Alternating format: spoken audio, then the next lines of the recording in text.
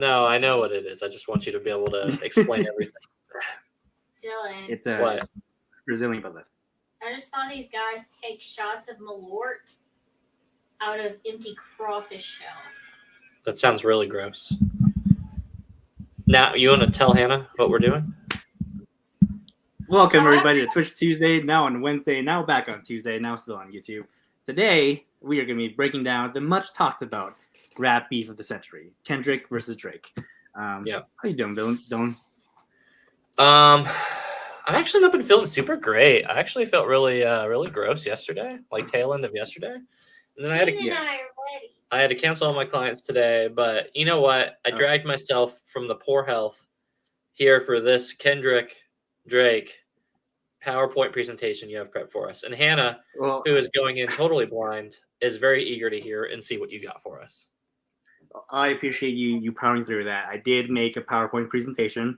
It is the average recommended PowerPoint is 20 slides or 10 slides, 2 minutes per slide. That's 20 minutes. Yeah. Mine is 37 slides. So we're gonna have fun. It's gonna be a good time. Yeah. We're also gonna talk about a little bit about X-Men 97, but if I'm being honest with you, I have not caught up. I'm 3 episodes behind. I was gonna catch up yesterday, but the next game was on, and I have not watched. You're missing out on the gas. Three episodes. Literally, you stopped right before it makes a big leap into oh shit territory. Because I have a drink. I know.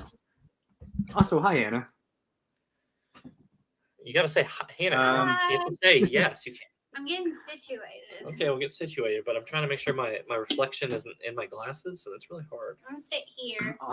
Also, I have not watched a minute of Fallout, so I haven't either. So I'm glad that we can just skip that because Rap Beef 2024 is really peak content for us right now. Really peak content. All right, let me get this share screen up. Did you even let anybody know that we were going live? Did you post? Is it live? Yeah, we posted on Twitter. Okay. I am I didn't even do Kelsey ready for bed so that I can immediately go to bed after this. Yeah. I let Nat know that as of immediately after this presentation is done, you're leaving the bed. Yeah, I have to get up early to take the dog to the groomer. Yes. Like super early because I have to drop him off before work. Right. So, and I have to do it. Yeah. Right. So I have a nice crispy beverage. Mm-hmm. I took a melatonin, so I also will be right asleep after. I have a freshly opened crisp beverage. We aren't getting sponsored by Olipop. Until they pay us money, they don't get shit of our screen time. Be careful with these things, though. They have 9 grams of fiber each. All right, Hannah, really quick, before Nat starts, without thinking too hard, are you pro Nat or pro Drake or pro Kendrick? Pro Kendrick. I think Drake is creepy. Okay, well, let's see if that has any correlation to what we're about to learn about Nat. We're about to learn some stuff. First of all, a trigger warning for people. We're all going to get into pedophilia and domestic violence. So if any of those things offend you, then I would potentially sex trafficking too, from what I've heard. So yeah, that's a lot. So I can't see the chat or the StreamYard with this PowerPoint thing. So I just have it pulled up on my phone. So there's a big. Don't worry, according to this, nobody's watching. But I'm not logged in. So I'm not seeing our usual. Never mind. We got some people watching. Okay, let me check. Kelsey, Danny, and Jeremy Miller are all on the chat, eagerly awaiting what's going on. Hold on. Oh my God, Hannah, you cannot be doing that right now. We are live. I'm making sure that you're never gonna go to bed if we keep stalling for you. Danny says Kelsey. Danny also says A minor. Yeah, you. Oh shit! I just realized you can't pull up the chat because you're not logged into. I'm not logged in. I cannot pull up the chat. I can just yell it, which is maybe even more efficient. Danny said I also took a melatonin. All right, let's not put Danny to sleep. Let's get into this. Nat, start us up. All right.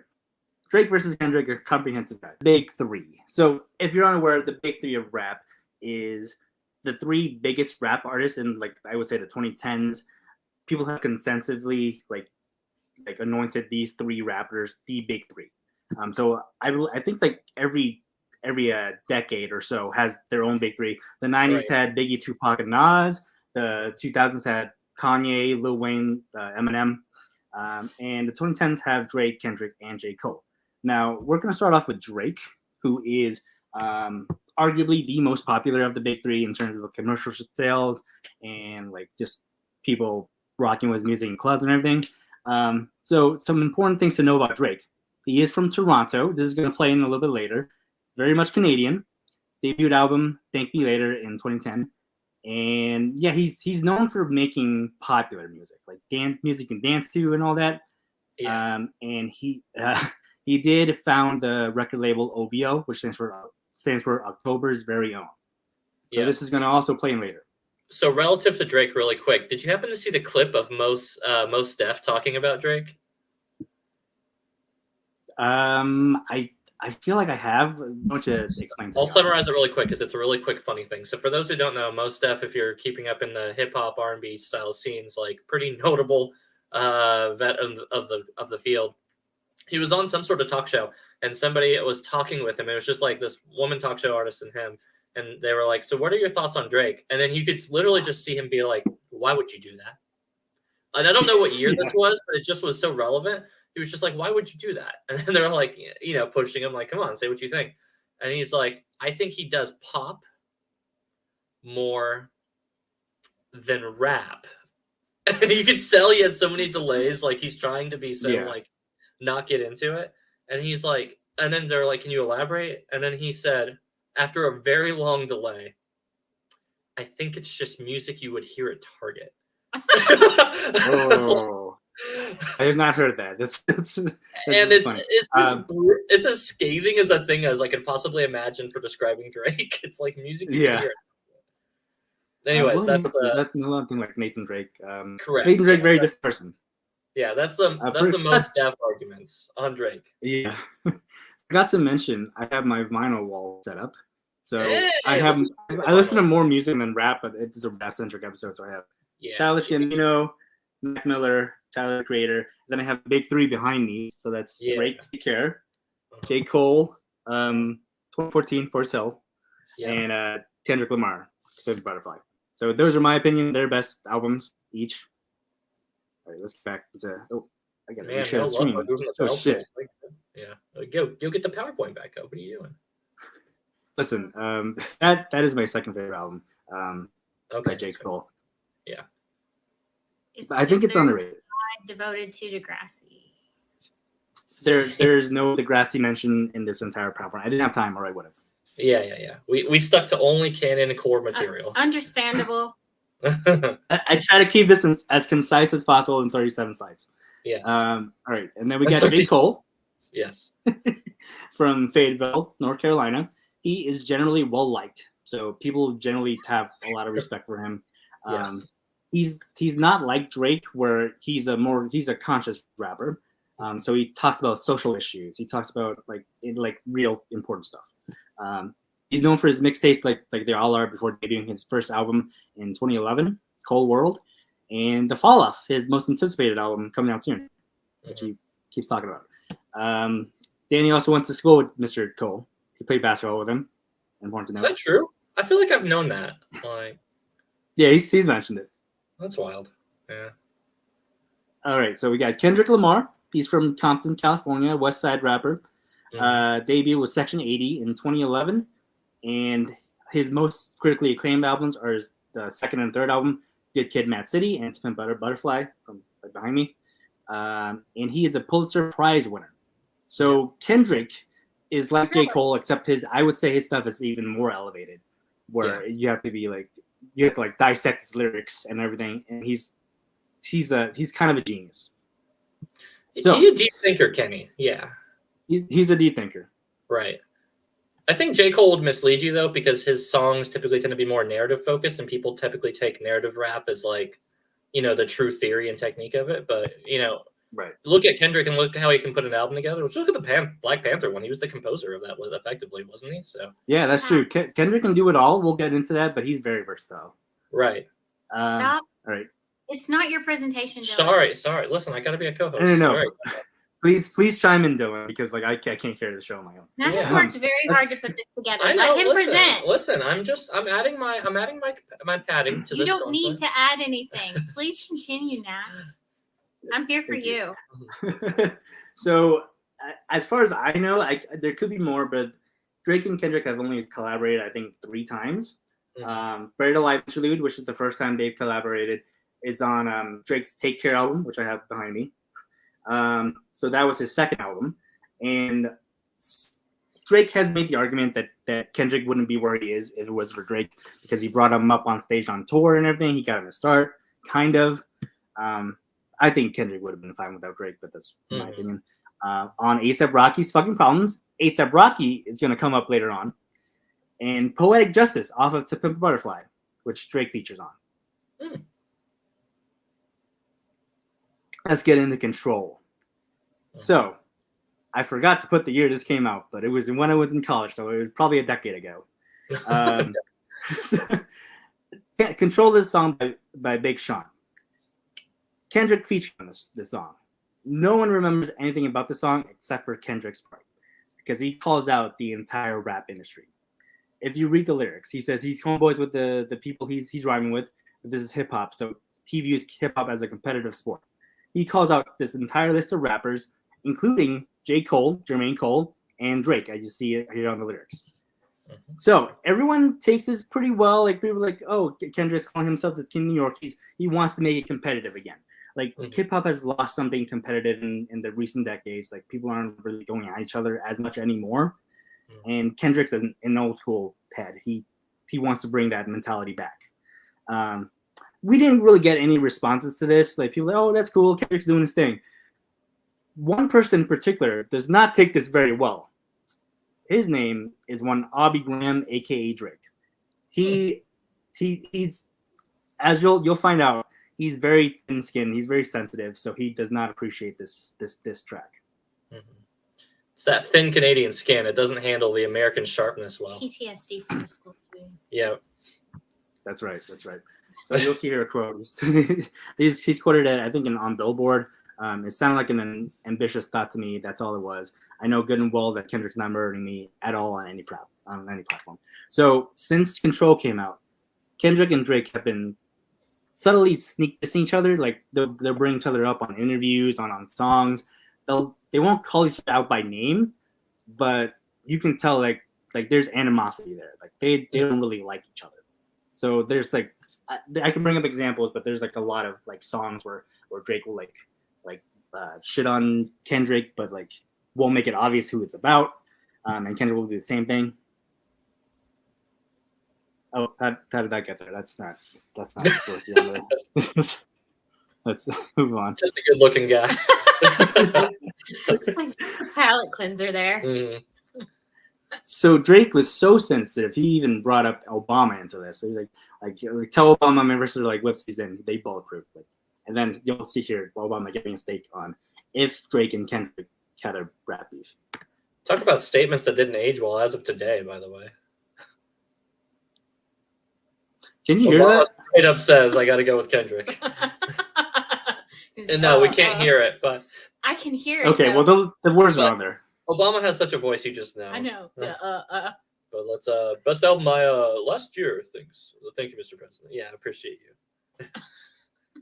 He straight up. I forgot said, to share sound, but it's fun. Yeah.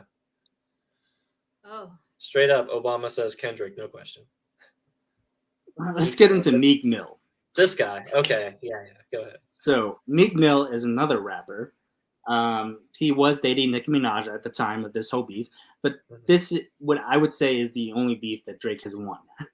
So this whole beef is about Drake having ghostwriters, people writing his raps for him. So he went at him on Twitter because they were comparing Meek Mill to Drake, and Drake released a song. Let's see. Do we have that on here? Yeah. So he released Charged Up. No response from Meek Mill. He took too long, and then he released Back to Back, which was objectively a very, very good diss track. And Meek Mill could not recover from this. He put out a response after Back to Back, but no one really cared because by then it was too late. They already bodied him, getting bodied by a singing, So this is the only beef that Drake has won. Drake is no stranger to beef. He has a lot of enemies. I'll get into that. Mm-hmm.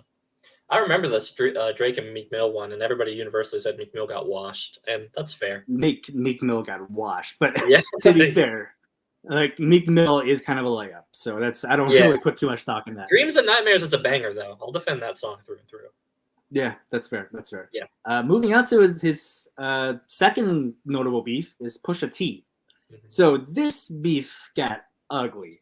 And I can make a whole presentation about this beef alone, but it started because I think Pusha T had beef with Birdman for not paying him, and Birdman signed Lil Wayne, and so he's the beef with Lil Wayne, and Drake is under Lil Wayne as well. So Drake got involved through that. So Drake released this track called W Freestyle. Very, very good song. I think, honestly, I think Drake is at his best when he's like diss rapping someone. Yeah. So W Freestyle, very good song. But then Pusha T puts out a song called The Story of Adidon. Now, this song destroys Drake. Why? Because this song reveals that Drake has a secret son. He reveals this to the entire world. This was not known before this song gets released. Mm-hmm. So he just rocks Drake shit. I'm not going to show you the cover art. Yeah, I would look it up on your own. I'll give you time to look it up. But I can't put it on screen.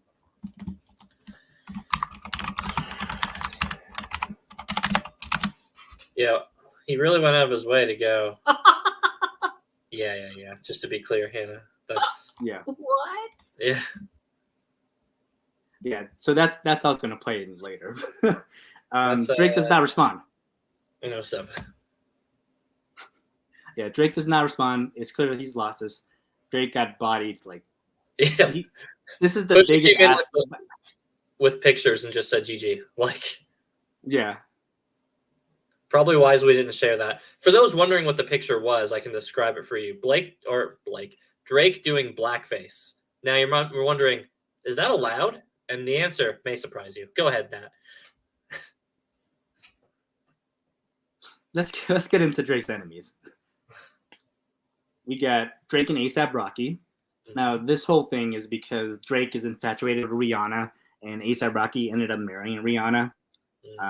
So that's pretty much why he hates A$AP Rocky.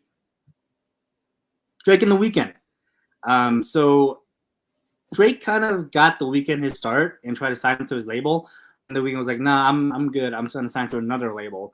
I don't really need you. Drake did not take that well.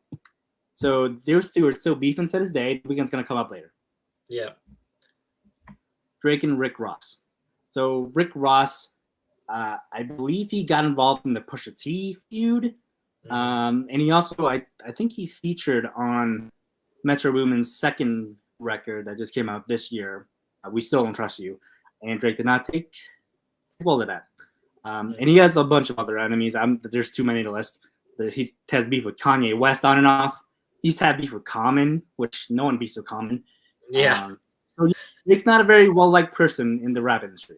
Common was in John Wick 2. What beef do you have with that man? Right?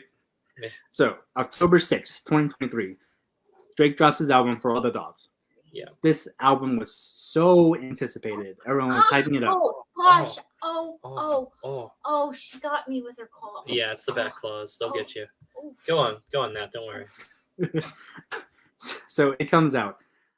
It's okay. It's kind of mid. It's whatever. Drake calls himself the Sixth God because Toronto is called the Six, and this album's a 6. There's one standout song. There's actually two, but the best song I would say on this album is a song that features J. Cole, first person shooter. Now, this is important because I don't believe Drake and J. Cole have ever really collaborated to this capacity before. And on the song, this was the first acknowledgement of the Big Three. Mm-hmm. Before, it was kind of like a fan thing, like the fans would call them the Big Three, but none of the three people actually involved have actually referred to themselves as the Big Three. So you'll see here, J. Cole says, love when they argued who's the hardest MC, is a K-Dot, is Aubrey or me. We the Big Three, like we started a league, but right now I'm feeling like Muhammad Ali.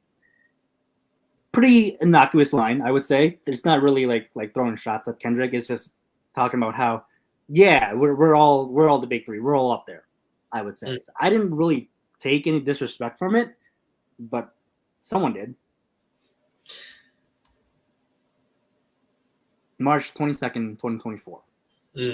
Metro Boomin and Future. Metro Boomin's a producer, produced a bunch of stuff. He produced, I think, the Across the Spider-Verse. He did the soundtrack for that. He and Future, another rapper or artist, drop a collaboration album called "We Don't Trust You." This entire album is a sneak diss to Drake. Sneak diss, but the whole album. It gets clear later on. Yeah, the whole album is actually a project to hate on Drake. Kendrick has a very surprise feature on there. So if you were listening to it, Kendrick just randomly pops up. There's no mention of it. He's not on the track title or anything. He just comes on. He said, "Motherfuck the big 3. It's just Big Nate." That's the start of this whole thing. And there's some other lines in here that makes it clear that he's talking about Drake and J. Cole. He's starting something here. Mm-hmm. So we're waiting for a response. April 4th, 2024, J. Cole surprise releases a mixtape. An entire mixtape. At the end of the mixtape, there's a song called 7 Minute Drill. So it's a pretty good project. I would say the diss track 7 Minute Drill is kind of mid. You can tell his heart wasn't in it. You can tell he still respects Kendrick, but he felt like he had to because he was like, "Oh, you gotta respond to this. Kendrick's dissing you." Mm-hmm. So he puts out the song. It's whatever, People are kind of disappointed. I didn't think it was that good. I thought it was. I'm a J. Cole fan, so out of the top 3, I would personally say J. Cole is my favorite. I wouldn't say he's the best here. I think that's objectively Kendrick. Kendrick is the best rapper, but I was a Cole defender, so I defended the song. I was like, this is just a warning shot. He doesn't really. This is just like, hey, don't test me, kind of thing. But then, 2 days later, J. Cole apologizes. This is the weirdest moment of beef. I will say right up front. J. Cole gets on stage in the middle of a set. He just says, "Hey, you guys like Kendrick, right? I do too." And that's why I felt so bad the past 2 days. I have not gotten any sleep. This is not me. Like, I'm all about love. So Kendrick, if you're gonna diss me, I'm gonna take it on the chin. I'm gonna pull the song from streaming. Mm-hmm. So he pulls the song from streaming. At the time, everyone was clowning on him, like, "Oh, J. Cole's always talking about how he's the best," but now he's backing off. He's apologizing. Danny, this decision is going to age pretty well. Danny saying "smartest man," and I 100% agree with him. Yeah, that decision is going to age so well. Yes. April 13th, 2024. Mm-hmm. Push-ups, Drop and Give Me 50 is leaked. So at least the line is not officially leaked. People were thinking it was AI. It wasn't actually Drake. AI is going to come up later, by the way. Mm-hmm. So it's a diss track. It turns out to be real. He takes shots at Kendrick, at Future, Metro Boomin, Rick Ross, and The Weeknd. Not just at Kendrick. He's spreading the hate. And it's not really a shot. So Future, he's kind of cool to everybody. There's not really a serious shot at him. But he goes hard at Metro Boomin. Had the best line. Metro, shut your whole ass up, make some drums. Mm-hmm. He pokes fun at Kendrick's height. Says, "This week, pipe down." Doesn't really say much beyond that. Now, you're probably wondering where the title "Drop and Give Me 50" comes from. That's referring to his old contract, Kendrick's old contract with Top Dog Entertainment, his old record label, and how they would supposedly take 50% of whatever he makes. Mm-hmm. Now, this is a weird thing for Drake this Kendrick on, because Drake has so many hands in his pockets. He's probably giving up a lot more money than he's letting on. Mm-hmm. And he also has a line there, "We need a verse for 50." So he's poking fun at Kendrick for collaborating with these pop artists, like Taylor Swift and Maroon 5, and basically saying that, "Hey, we're the same. I collaborated with Justin Bieber. You're doing this with Taylor Swift. You're not so different. Like, you're not better than me." Mm. Also, Rick Ross responds. What's that? Smithy popped in and said, "Hey, everybody, I can't pull up the comments because I'm not logged in." Hey, Smithy. He also says, I know nothing about this. I just know I've listened enough to hear that I know that Kendrick is winning. Maybe. Stick around to see. We'll see. We'll see. We still got a few slides. So Rick Ross, a Miami rapper, he releases a song called Champagne Moments. The gist of this song is poking fun of Drake's nose job, calling him BBL Drizzy, which is Brazilian butt lift for those who are unaware, and calling him a white boy. So this is also a running theme in these diss tracks. People like questioning Drake's identity, calling him a white boy, and I can't really speak to that because I'm not part of the culture like that. But like it gets brought up a lot, including in a future track, which I'll get to. Now, remind me. I'm fairly certain Drake, if last I checked, was half white, half black. He is biracial. He's half white, half black. Same with J. Cole. Same with a bunch of other rappers. But with Drake, there's the argument that he tries to play up his blackness when it conveniences him. Again, can't speak to that. That's not my thing to say. But that is a running theme with Drake. Right. Also, let's take a little detour because while all this stuff is going on, I don't have the sound on. You can imagine this is Childish Gambino. This is Childish Gambino reporting at Coachella with Tyler Creator. So while all this is happening, my boy's just having a good time. Childish Gambino and Tyler the Creator in the background having a good time. Somehow not Big Three, huh? Weird. Not Big Three, I get it. Whatever. But good for Gambino to be living his life well. Gambino's dropping out 2 albums, by the way, coming soon. Also, another detour.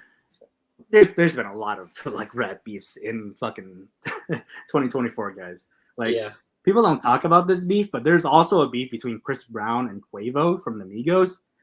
And oh boy, when this song came out, as much as Chris Brown's a terrible person, as much as I don't like him, this was the hardest song that he dropped.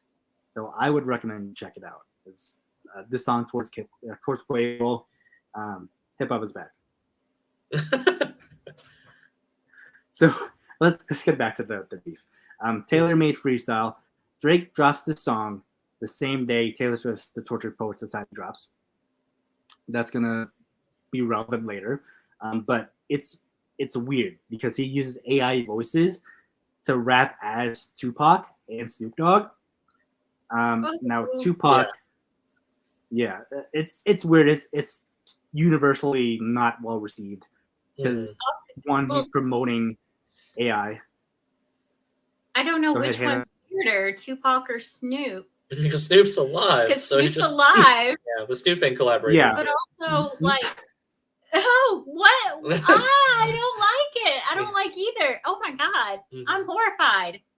Not only is Snoop alive, but you could just ask him to be on the song. He'll do it. He'll do anything. He does anything. He's been at WrestleMania for the last like 5 years, bro. Like, yeah. So it's intended because Tupac is Kendrick's biggest inspiration. The original title of To Pimp a Butterfly, Kendrick's third album, was originally To Pimp a Caterpillar, which if you take the initials, spell out Tupac. And if you haven't listened to I don't want to spoil it for you, but I will. The entire album leads up to the end where Kendrick is reciting a poem to Tupac and having a conversation with him. This is not AI. This is like this is recorded audio of Tupac cut so it sounds like a conversation. It's not AI. This song is AI. This is not really Tupac. This is Drake using Tupac's voice to rap as him, and also Snoop Dogg for some reason. So this song kind of like goads Kendrick into a response. Like, hey, we're waiting for you. Like, where's the response? Kind of like digging at him a little bit. It's nothing too serious. But at the end, he says, shout out to Taylor Swift, the biggest gangster in the music game right now. And he's saying that how he wouldn't drop an album the same day Taylor Swift has dropped an album. But he drops this song for some reason. So a little brief detour. Just I'd be remiss if I didn't bring up that Kanye tries to get involved like he does with every other beef. Initially, he was like, "Oh, the big three, I'm better than all of them. I can out-rap all of them." But then he very clearly takes Kendrick's side. Now, Kanye and Drake have a on and off beef that's been going on for decades or a decade and a half. I don't really know too much about it. I just know like they don't really like each other too much. But this is the best music he's put out in years. I will say that. So credit where credit's due. You got to separate the art from the artist. So I know he's a Nazi, but this song fucking slaps. Right? That's literally out here like, yo, listen, I know Hitler did terrible things, but that fucking painting he did was Bob Ross level good shit. You know what I mean? Listen, it's true though, because I still listen to Kanye, but his newer stuff. Come from your mouth is, I know he's a Nazi, but I know he's said he has some questionable views about Jewish people, but you know, a clip that will serve the show for a while after we get it. But go ahead, finish your thought. It's maybe the last show. Yeah. So make it good. Yeah. Okay, Kanye's recent albums have not been very good, but yes, this goes to the theme of like this is in rap beef. Brings out the best in everybody.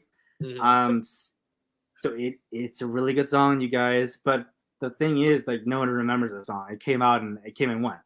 Right. Also, J. Cole and Kanye have a little bit of beef too.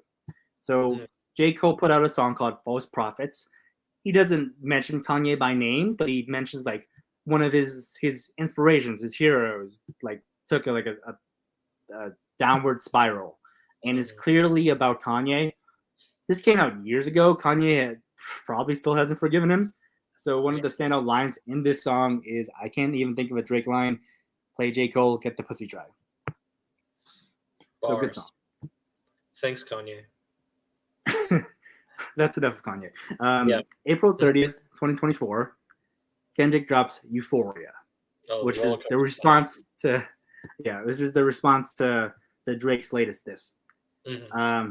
So the title, Euphoria, Drake is producer on the show, the HBO show Euphoria, and it is about drugged out, sexualized teenagers.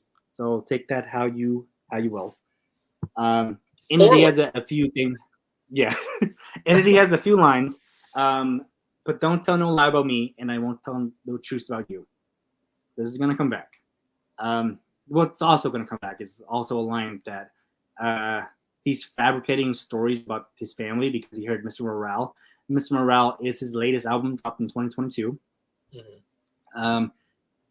Okay, there's a teacher slide about that. It says, I pray they my real friends, talking about Drake and J. Cole. If not, I'm YNW Melly. Now, if you don't know, YNW Melly is another rapper who was on trial for killing his two friends. Mm-hmm. So that's where that comes from. See, what that means is if you're not my friends, I'll kill you. That's what Drake said. Yeah. It's not what he did, but it is what he said. And then he also touches on Drake trying to get more street cred about being black, like getting all these black features on it. The whole racial identity is a big theme of this song. And then he brings up family. He says, I got a son to raise, but I can see you don't know nothing about that. So he's attacking him on the fatherhood front. That's Kendrick saying he's a bad dad, which is a bad stereotype in the community if you don't know. Oh, I'm aware. And then he says, back to back, I like that record. I'm going to get back to that for the record. So if you remember, back to back is the second song that Drake released in the Meek Mill diss track, the whole beef. So he's saying back to back, I like that. He's going to get back to that in a second. So in this song, he's like, this is still a friendly fade. Like it's like competition, but it's not like super personal yet. But if you keep pushing me, I will get personal, is basically what he's saying. Let's go back to Mr. Morale and the Big Steppers, which is his 2022 album, Kendrick's. This album deals with things like therapy, generational trauma, his sex addiction, infidelity, his daddy issues, identity, and abuse. This reads like your Psychology Today profile, Dylan. Yeah, it does. So that's going to play back later because Drake brings up this album a lot. Which is the worst burn I've heard all night based on me on this one. But hold on, we're at the peak of this. All right, get in here, Hannah, because this is. I'm right here. All right, you got to get in because it's about to get hot. I've got my glasses on. I know. Okay. I can see. So a few days later, May 3rd, 2024, Kendrick drops 616 in LA. Yeah. There's a lot of songs that dropped this day. This was the first. Yeah. So there's a lot of like meaning to 616 in LA. Number one, Drake has, I think he has 7 songs on some of his albums. That's like a timestamp songs. I would argue these are his best songs, where it's like 7 a.m. in Charlotte or whatever time in New York or whatever that. This is songs where he just straight up raps. There's like, he's not melodic Drake. He's like straight up a rapper. Yeah. So this was posted at 6:16 a.m. on his Instagram. 6:16 is also Tupac's birthday. 6:16 started the OJ trial. 6:16 Nicole Simpson's funeral. 6:16 Father's Day. 6:16 release date of Euphoria, the show. 6:16 was a 2011 Kendrick show in Toronto, and there's like multiple Bible references as well. Now the biggest takeaway from this song is that there's a mole in OBO. There's someone feeding him information from inside Drake's camp. This is the whole point of the song. But another thing to note, this is produced by Soundwave and Jack Antonoff, which you may know as the producer for Taylor Swift. This is a direct response to Taylor Made Freestyle. Like I got Taylor Swift's producer on my side. Mm-hmm. So back to back, I like that record. He releases this record back to back with Euphoria. So this is a clap back at Drake. Mm-hmm.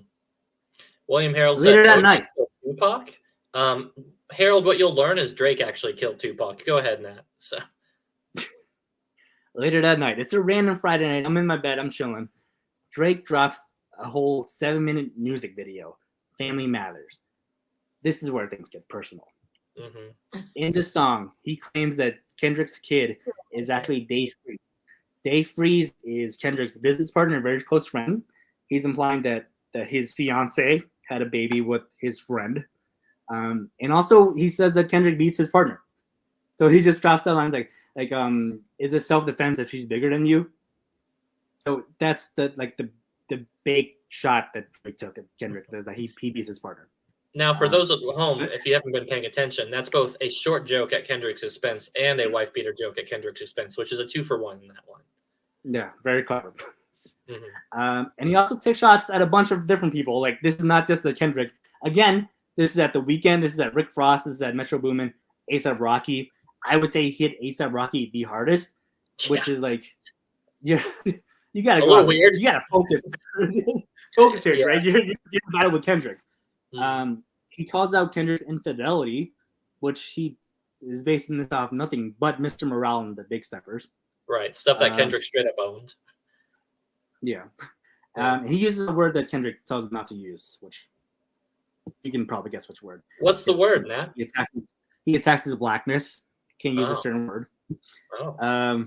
He calls Kendrick a fake activist.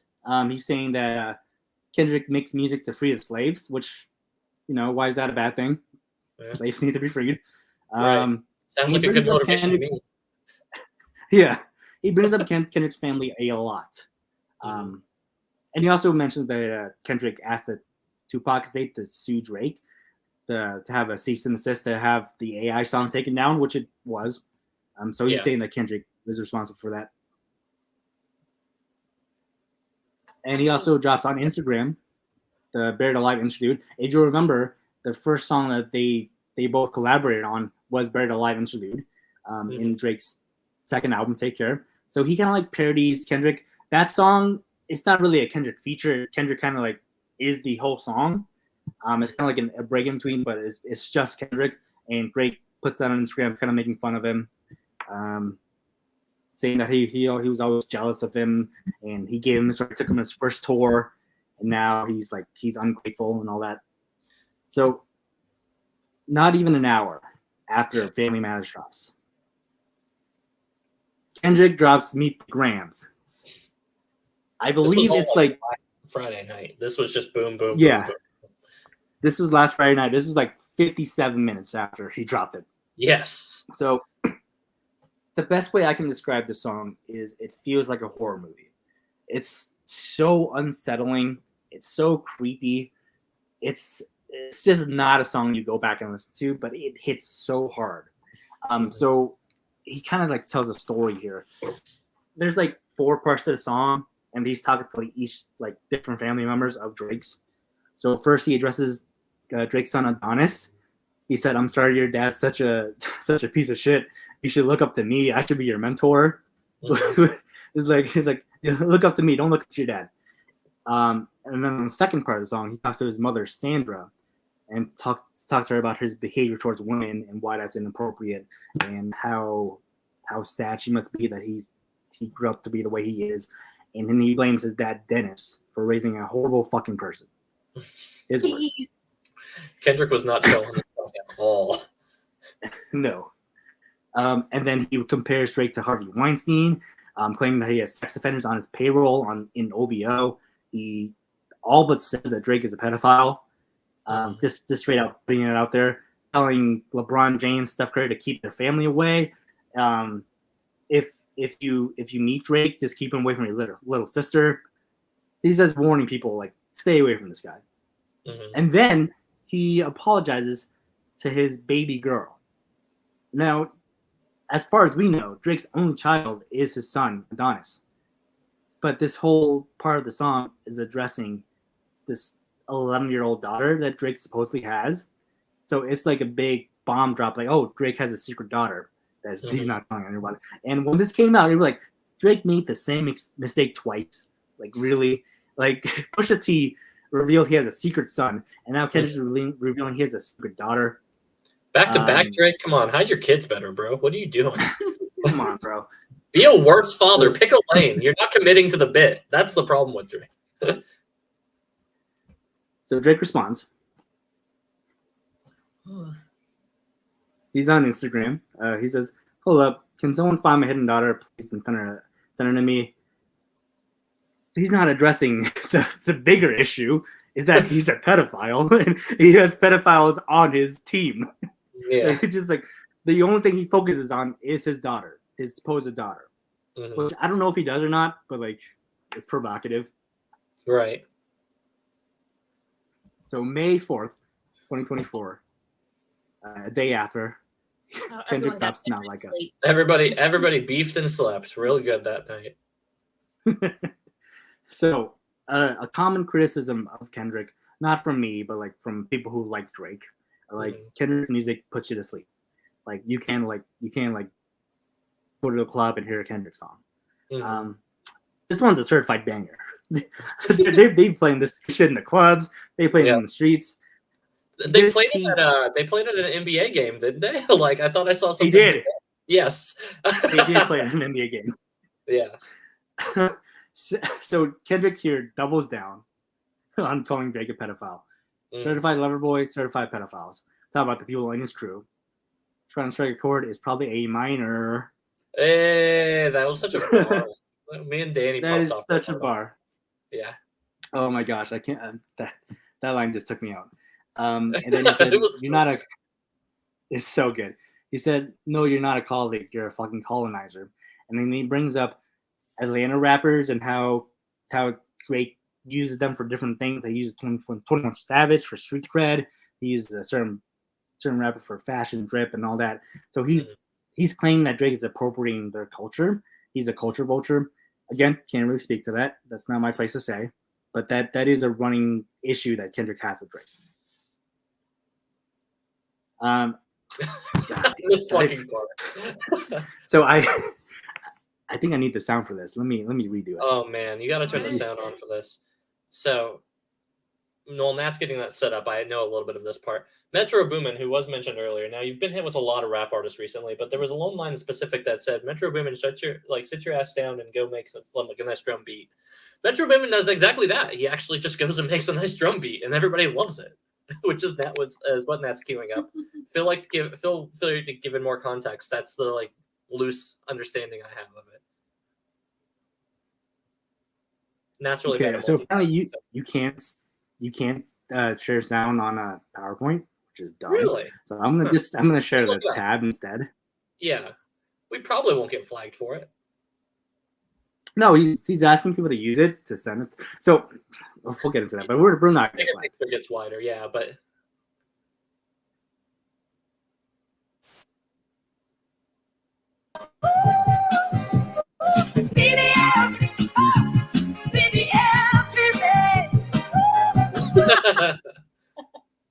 We can't play more, otherwise we will get flagged. That's a 5-second rule. Yeah, so that's the song. The drum beat is gas, though. I won't lie. The Metro Boomin track is good. It's really good. So Metro Boomin, his whole thing is that he is asking random people to like rap over this beat, and the winner's gonna get like a cash prize and the feature for a Metro Boomin. So he's having like random people just like start shit with Drake. SoundCloud is popping off so hard with so many raps dissing Drake over this beat that he provided for them. So this is the end of the beef. Last night, May 5th, Drake drops The Heart Part 6. Now, if you're familiar with Kendrick's discography, he does the Heart series, which is, I believe they're in between albums, or they're leading up to an album where he releases a song that's not included on the album. They're called The Heart Part 1, 2, 3, 4, 5. So Drake takes this from Kendrick, releases The Heart Part 6. So makes several points in this. Says he's not a pedophile. He's never had an inappropriate relationship with Millie Bobby Brown. You're thinking of no one brought up, by the way. I know. I'm picturing the song from Always Sunny where he's like, "Do not diddle kids. I do not diddle kids." Yeah, that got referenced a lot in the comments. Yeah. If you read the last line of this slide, that's what it says. He does not. Yes, he does not diddle kids. Yeah, it's very convincing. Yeah. Yeah. So if you didn't know, like the whole Millie Bobby Brown thing, he was like texting her and talking about boys, telling her he misses her. And she was like, it was 14. all just very creepy. She's a child. She's 14. Yes. Also, he brings up that Kendrick hates pedophiles because he was abused. Because on his song off of Mr. Morale and the Big Steppers, there's a song called "Mother I Sober," which the whole point of the song was about how his family members kept asking him if his uncle abused him. And he said no, but they never believed him. So he wasn't actually abused, but that's how Drake read it because media literacy is dead. So it's like, oh, wait, you were abused? That's why you hate pedophiles? Like, you need to be abused to hate pedophiles? That's a weird stance to take.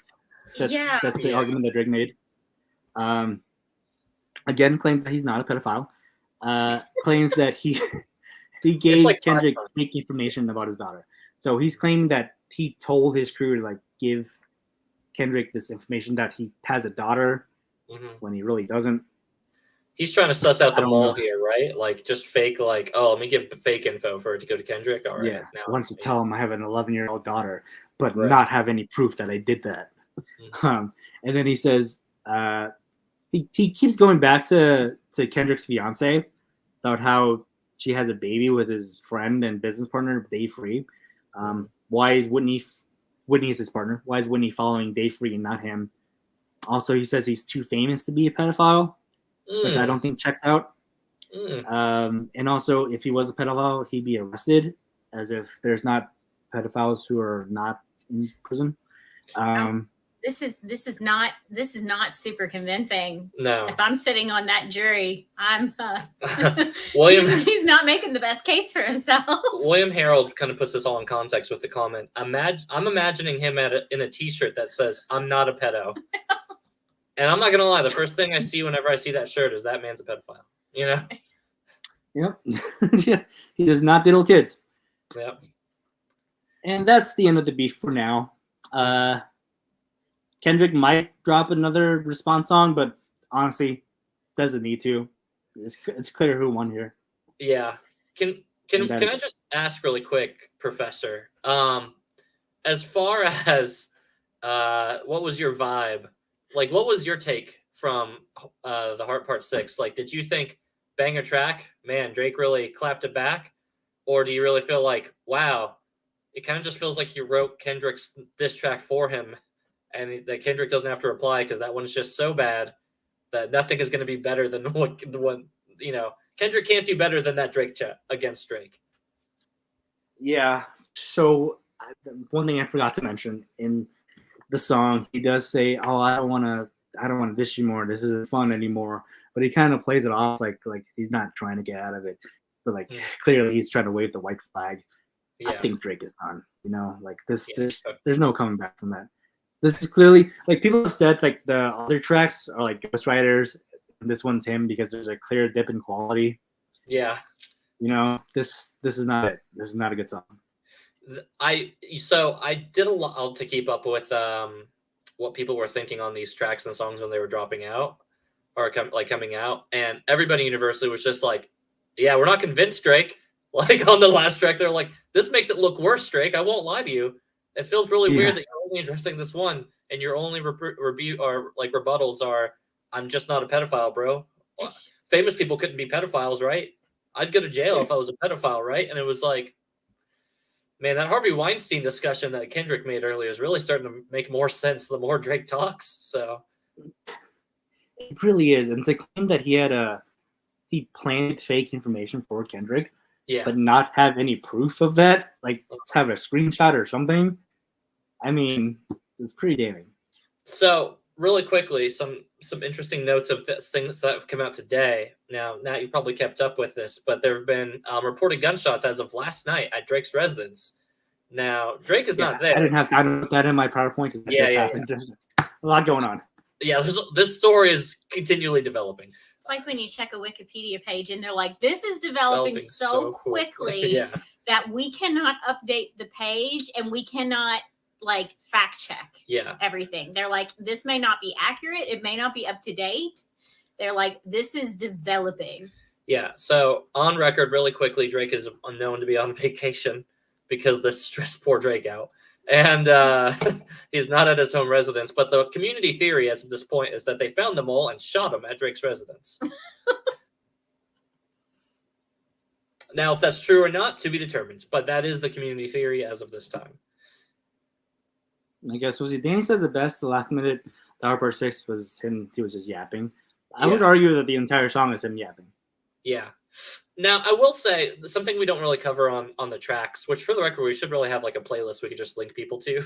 Sit there and say, here's like this, that. Well, we can't link into all the songs. I know. Because some of them are just only taken down. Right. So I think an important distinction to have, one thing that was actually really important on this one is kind of like, oh, how were these songs hitting when they dropped? And on Friday, I will say this, not a Drake fan. I'm pretty pro Kendrick, in case you didn't get that from the name. But Family Matters was a banger. Like, it's the best song I've heard from Drake in I don't know, maybe ever. Like, I will say, like, if Kendrick didn't drop his follow-up less than an hour after, we would still be talking about Family Matters like this is a big blow towards Kendrick. Yeah. And it wasn't even just so much the content, because it did have a little bit of ADHD going on. Like we said, it's like he started going after like 15 different artists at the time, and it was just like, who are you beefing with, Drake? Yeah. And he's just like, oh yeah, I'm beefing with Kendrick. Also, Kendrick got sexually abused. And we're like, I don't know if you know this, but that's like not something that people like. You should be. Yeah, we that's not the thing anymore. It makes you feel worse. It makes you feel. That makes you look like the asshole. You're Drake. the asshole, Drake. If you're pointing that out to everybody and using that as an insult, that kind of Aubrey. It is the year of our Lord 2024. We're a little bit more progressive here in this Southern America. Now these Canadians, they thought it was really inappropriate. Kendrick is not monetized. Oh, this was another big thing as well. So Kendrick is not monetizing those his diss tracks so that reactors can listen to it without copyright infringement. Drake's is so we could have played a Kendrick song. We could have played a Kendrick song because none of his stuff he has intentionally made it so that people can react and they can play the beats and sit there and be like make it blow up. Yeah. Whereas Drake, let's just say we couldn't play Family Matters. No. Which is fine because we've been playing Kendrick shit because that fucking 616 was insane. And yeah, they're not like us. Yes. So much good shit, dude. Yeah. I will say this as a passive enjoyer of hip hop as a whole, but I love keeping up with it. This has been a lovely thing for the weekend for me. Just kind of Friday night was just like, oh damn, that's not even been an hour, like I mean, this is the most exciting time to be a hip hop fan. Like this is like the best we've had in eating good. Decades. I do think it is funny though, full circle. Here's the funniest thing about hip hop. If we're talking about other genres, hip hop really is this, and they don't like it being described this way, but a bunch of emotional poets, getting mad at each other, which is, effectively hip hop in a nutshell. But I really do think it's true. Nat, you're deeper as a hip hop fan than I am. The idea that the best music comes whenever they're beefing with each other, but only when they're actually putting their feelings behind it. Do like the words actually have merit and interest, and you're seeing their music really evolve and develop. Yeah, yeah, I would say that's accurate. Like, I feel like Tupac and Biggie wouldn't be as regarded as they are if they didn't have that beef with each other. Same with Nas and Jay-Z. Yeah, beef definitely does elevate everyone's game. Beef is the only reason I know Meek Mill exists. Let me be clear. Yeah. Like that's the only reason I know that artist exists. But I do think in translation to other music genres, this is just emo kids in their teenage years writing their banger shit really hard, and then in their early adult years having their like run back on like, I'm still sad, but now I'm old and it's a little different, you know. Still sad, but now I'm old. Yeah. So I like that, you know, within this aspect, it's just a bunch of angry rappers going off on each other. Danny also points out Hades 2 dropped over the weekend. Sir, early access. Me and Nat can't draft it. Can't draft it. Not until full release. I will say this beef is unique in that I feel like neither of them really needed this. Like, this is not going to help either of them. I feel like no, they were big enough. Kendrick's the Pulitzer Prize winner, and this is going to hurt Drake in the long run. Yeah. So this is one of those rare instances where it doesn't elevate them, but Drake has put out the best music it has put out in years. It will. Here's what it will do. It'll make the lore of the artist better, right? Like, right. Because, you know, the lore of an artist is like, all right, cool. Well, how did they get here, right? And now it's a story. I mean, even for Drake, really, if he's playing up the narrative, he's just like, listen, it's the whole world against me, and like, that's that like egotistical, like, all right, this is why Drake fans like Drake, I guess. I don't know why Drake fans like Drake. If I'm being honest, I don't know. But if I had to guess, it's because he just thinks he's the best, right? And he keeps just saying, see, how could I not be the best if everybody's beefing with me? I definitely didn't diddle kids. And then they're like, can you say that last part again? And he's like, I will say it 6 more times if you listen to the Heart Part 6. I will say, coming into this beef, I try to be as unbiased as I could have been. I am a bigger Kendrick fan than I was a Drake fan. Yeah. But I was also a bigger J. Cole fan than I was either of them. It's true. I am a Drake fan. Like, I bought this album just for the background. But it's a really good album. Like, Drake has some really good songs. Kendrick even gives him credit on Euphoria, where he says, I like Drake with the melodies. I don't Drake when he's like acting tough. Right. And I think that's fair because Drake does have some really good melodic songs. He has some really good party songs. He's not as bad as you might think, as a someone who's new to hip hop might think coming into this beef and listening to the Heart Part 6. Like, he has a lot of really good songs. Yeah. That said, Kendrick is just on another level, and Drake was never winning this. Yeah, so tying it back to J. Cole, how we all started with this big 3 beef, why me and Danny were saying that J. Cole really made out like a bandit. So he had beef for about 3 days. He dropped a track and retracted it 3 days later, he said, at live concert. And 2 days, sorry. At a live show, he immediately was like, nah, I like Kendrick too much. We all just playing. And I love that the interpretation from the community was, like, with hindsight, J. Cole was like, yeah, the big 3. It's like this playful, loving thing. We're all just really in on it. And then literally Kendrick was like, I fucking hate Drake. And then Drake was like, I fucking hate Kendrick. And then J. Cole was like, whoa, I didn't read the room right. But he had already exited by the time it was like time for him to get in the crossfire. So, you know, he never really got Kendrick's full focus or Drake's full focus, which is probably best for Cole. You know, he walked out, took like a couple scratches from the scrap and said, you know what? I'll take number 3. Like, he's content just being at the bottom. He's like, I'm just glad people recognize me.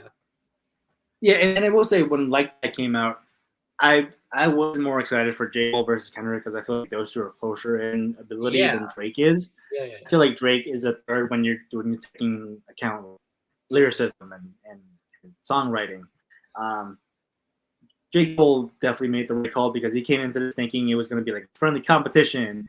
This is not that. And he absolutely did the right thing, bowing out. People clowning him at the time, and now he's like looking at like a genius. Yeah, people now revere J. Cole for stepping out and being like, "You made the right call, J. Cole. That was not the right. Yeah. That was not. You didn't go in with the right vibe for that fight. You know, you thought you were playing around, but these guys had knives. So, I will say amongst the three, I'm in order. I probably go J. Cole, Kendrick, Drake. If I had to put it like in order of like me liking them. Danny says J. Cole sleeping well like a Disney princess. Yeah, J. Cole slept so good that whole week. Overall, though, I will say this, that there is something really funny to me about J. Cole and Kendrick not really getting into the real beef of it. Because I'm like, yeah, you're talking about really true talents. Oh, my God. Hard syllables to put together with that. And I do feel like we kind of missed out on that one. But at the same time, Drake is just such a dislikable person, you know? And I do enjoy two clear villains. If it was Kendrick and J. Cole, part of me is still going to be torn because I like both of their music, and it's going to be like, oh, man, I don't want to feel like I'm anti either one of these guys. Being anti Drake is fine though. That one I'll take that W all night. So yeah, for sure. Drake is definitely a good person to come after if you want to come out looking like a good guy. Yeah, I mean, and like I said, Mos Def really said it best. Drake makes Target music.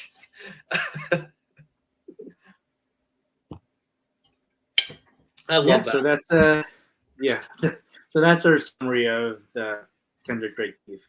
Yes. Your thoughts on who won on the comments? Let us know in the comments below what you think. Who do you think won that overall battle? Was it Drake? Was it Kendrick? Was it actually J. Cole? Spoiler, it was J. Cole. He got out.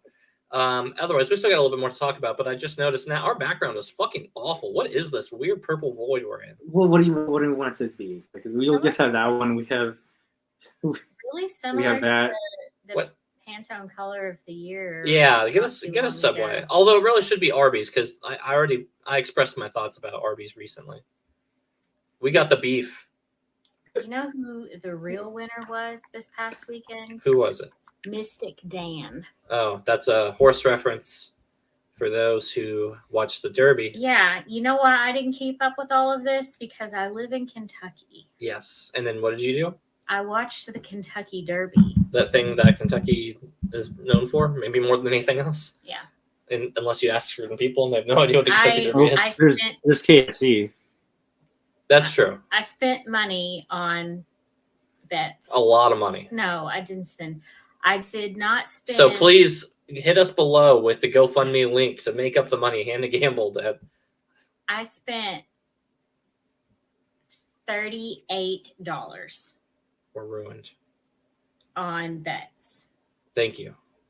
We got the beef. I lost all of it. Mm-hmm. Every bit of it.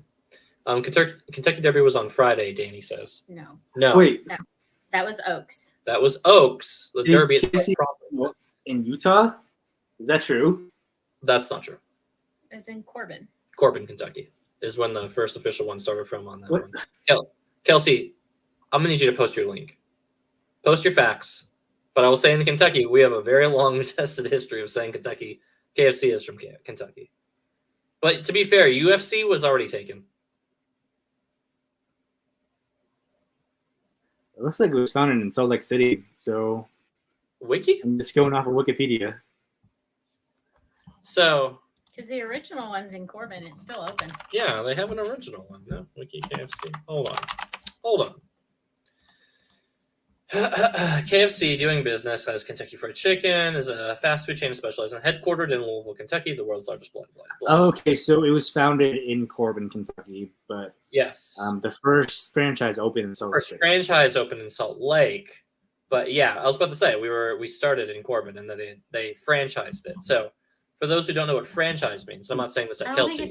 I don't know that the original location is still open. I think it's like a museum. Yeah, but you can still go to the original location. So for you don't want to though, because Corbin is not a nice place to go. Is it a sundown city? It up until very recently was. It was still on the books as a sundown. If you don't know what that is, wiki that. So yeah. But yeah, so Corbin, Kentucky, not necessarily in franchising. Franchising in businesses, for those who don't know, is whenever you have a major business. So let's say Kentucky Fried Chicken or Best Buy. People know what that is, Dylan. Subway. I listen. Our viewers watch us on every time we go on. I don't trust their intelligence. So franchising is whenever people, like, if I said I wanted to open a KFC, I'm making a subsidiary business that is just using that brand and recreating their property, but they don't necessarily have regulation over what I do. Some businesses do.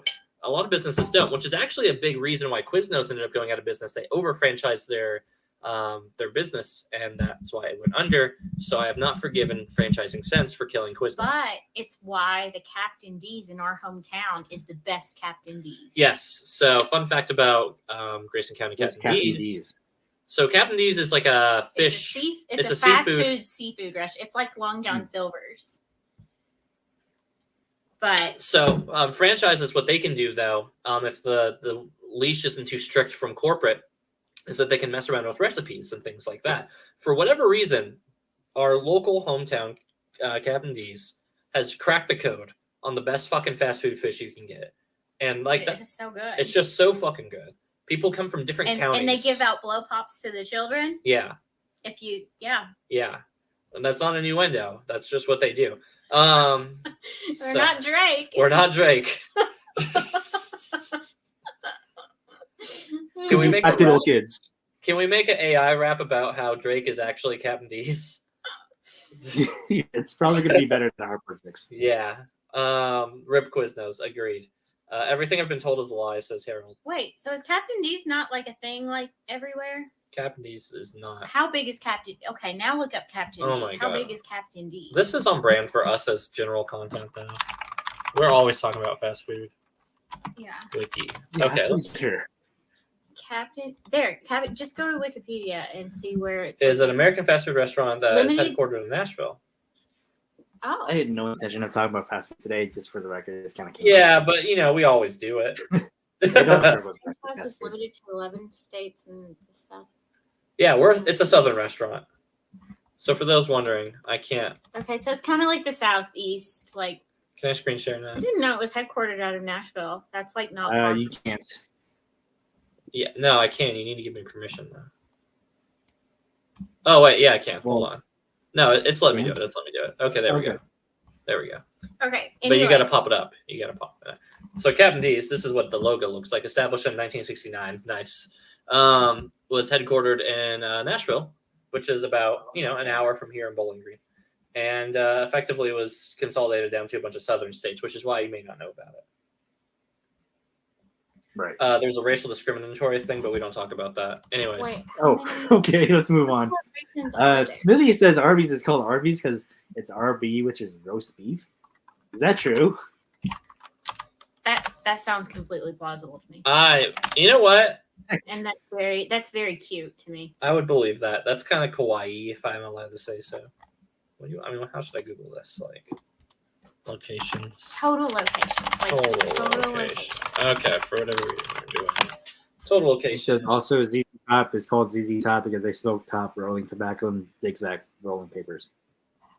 Okay, so this is Okay. It is largely defined in the Southeast, which is why and they're only 500 locations. Yeah. All right. So real quick for those who are keeping up at home, can you pop that up for me? I gotta pull this up.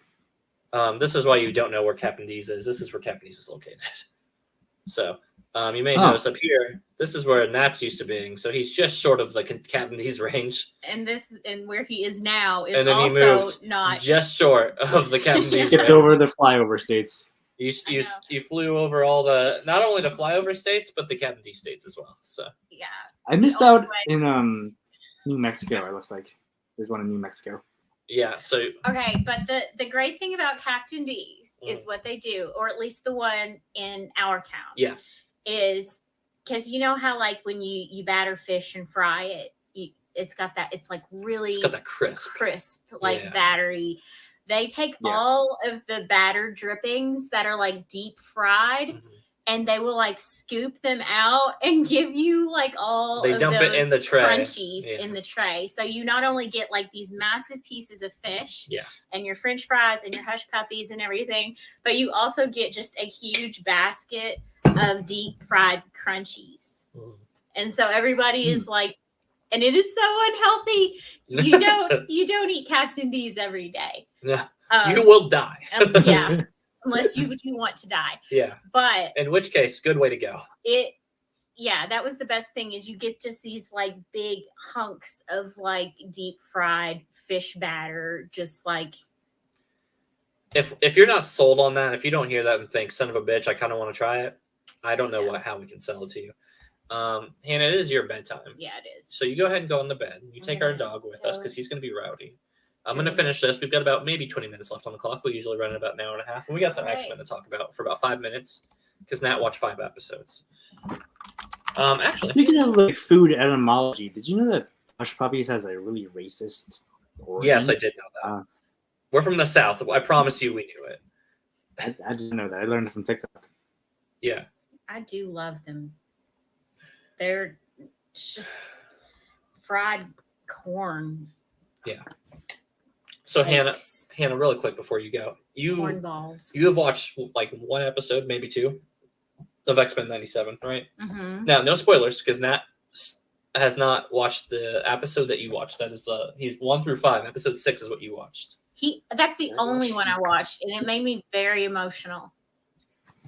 Oh, I will say, just with no spoilers, as a general, like, what was your feeling about it? What do you feel like it was done well? Do you feel like that was wow? No, episode? it was very good, and as I said, it made me very emotional. However, I am just generally a very emotional person, especially right now. Oh, well, I am too. Like, that's true.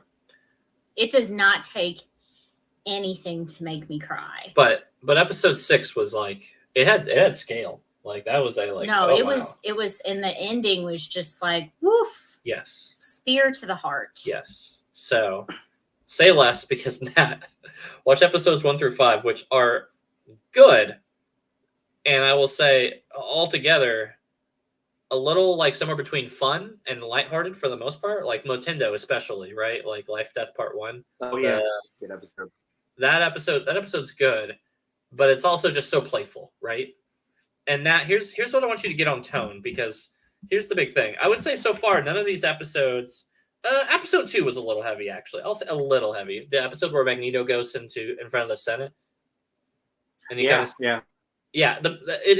tone it's not heavy, but in content it is, right? What he's saying and how he's presenting it is like, Magneto's spitting. So like Kendrick.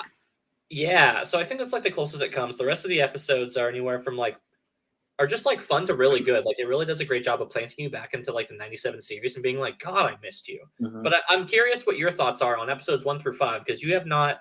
Let me be clear. You pulled right up to the gate of like you're about to walk into the show, and it's about to go full throttle, and you were like, all right, cool. I'm gonna stop right here and talk about episodes 1 through 5, and I'm like, God damn it! Is episode 6 the one everyone's freaking out on social media? That's the one everybody's really going off about. Yeah. So it turns out I'm a quarter of the way through episode 5. And I was planning on catching up. I was like, oh shit, the next plane. So I see that about comment about American cheese. What? Oh, Alan Smithy says, white American cheese also has racist name origins. The cheese popularized by your favorite sandwich place, Subway. Alan Smithy, you've heard me talk about before about our thoughts about American cheese. And Subway, and guess where they don't have it? Fun fact, if you go to Canada, for instance, Vancouver. This was Vancouver. Yeah, this was Vancouver. If you go to, let's say, Vancouver, Canada, and you go into a Subway, and they ask you what kind of cheese you want, and you say American, they will full stop look at you and say, the fuck did you just say to me in my house? It is the second rudest it's the rudest I've ever seen a Canadian get. And so I said provolone, and they were like, get out. Get the fuck out of the country. Yes. Leave. Go back home and go get shot in your fucking schools, you animals. They had so much hatred. And then at the end, they're like, you know, what chips do you want or what? And I'm like, can I have apples? Because here you can get like apples in America. Yeah. And I really did think that they were going to hit you. They were going to hit me. They did. They were so done with my They looked like they just chucked your sandwich into the fucking bag and they're like, we don't have apples, lady. Like they were, let me be clear. We went to French Canada, and I think, and this is some of the rudest people I've ever met. I still think that this one, not French Canadian, was the most heat we ever got in Canada. I don't know why. They were very upset with us whenever we asked for the cheeses they didn't have. Yes. Which I didn't know because we didn't know that when you're in Canada, they actually have Canadian cheese. The Canadian cheese. And it is slightly different. It is American cheese. It's just they call it Canadian The process is slightly different, so it is technically considered a different cheese, but for taste value, it's the same just cheese. A mild sandwichy cheese. Yes. Smithy says next time we get poutine. We did get poutine. We got it at Red Robin. Yeah. It was just poutine. Poutine was good. It was just one of those. It was directly across from our hotel, and it was the day we had seriously walked 10 miles. 10 miles, all around Stanley Park and stuff. So we were just we have to just get something and eat and go to sleep. Yes. So we went to Red Robin. To be fair, we don't have a Red Robin in town, so Red Robin really did hit. We were impressed so well that we had Red Robins. Yeah. Red Robin's kind of good. But anyways, so Nat, talk to me about episodes 1 through. You can go to bed now. Okay, I'm going to go to bed. Put that chair back. So Nat, I remember you guys bringing up the Canadian cheese story. And if there's anything to take away from this episode, is Canadian suck. It's what? Canadian suck. I didn't mention that in Kendrick's Euphoria song, he does do a Toronto accent, and Canadians why am I what did he say fuck me for? What do I do? Yeah. he just did a full blown Canadian accent. It was hilarious. Right. But yeah, okay. So X-Men *97. Yeah. Okay. Good night. First, I'm trying to make sure I'm not No, that'll get us the views. That's fine. Robbins has dumbest fries. I'll show you bottomless, Danny. You go to BBL. That's where you go bottomless. No, I thought they were okay. They're just whatever. It's a okay show. Yeah. Good moonwalk, honey. Was it a moonwalk? It looked like a moonwalk on screen. It was just me dragging a chair while trying not to flash everyone. Yeah, I know. This nightgown's short. All right. Yeah, it is. All right. Good night. Good night. I love you. I'll be in bed here in a little while, probably. Love you too. Nat says love you. Love you too. Love all of y'all. Good night. Everybody says good night, Hannah. They haven't said it in chat yet, but chat's on a delay, so they'll tell you. Okay. Yep. Okay. All right. So X-Men '97. Nat, first let's start here. Did you watch the original X-Men show? I was planning on watching all the original X-Men. Let me be clear. I don't think you need to. I just want to know if there's a nostalgia vibe with you going into X-Men '97. Do you have rose-tinted glasses going in? Yes, I definitely do. I love the original animated series from back when I was a kid. That was my childhood. I tried to catch up before we got there because I saw a post that said if you watch an episode a week, then you'll be caught up by the time it comes out. And I just didn't watch. I was planning on it. I watched, I think, the first season, which is 13 episodes. Yes. So a good amount. There's 5 seasons. Yeah. So there are some things that are referenced, when they're trapped on Genosha and Gambit, Jubilee, and Storm are like in cuffs and everything. They do have some callbacks.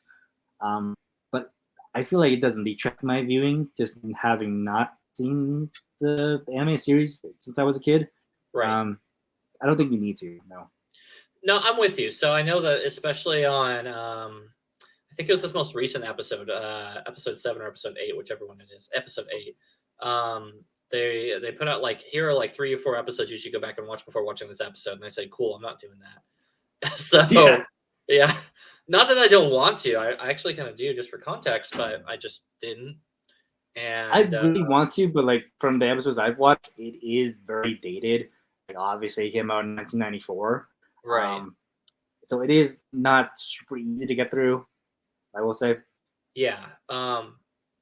And for what it's worth, I watched the episodes and I'm I don't fit people who go back and watch those episodes get every little deep cut. But for those of us who don't need to know every little deep cut or know the comics well enough to kind of know the comic arcs they're alluding to and stuff like that, I enjoyed the episode just fine. To the show. It's a show that benefits people who know the deep cuts, but it's good enough where you can just follow along by watching.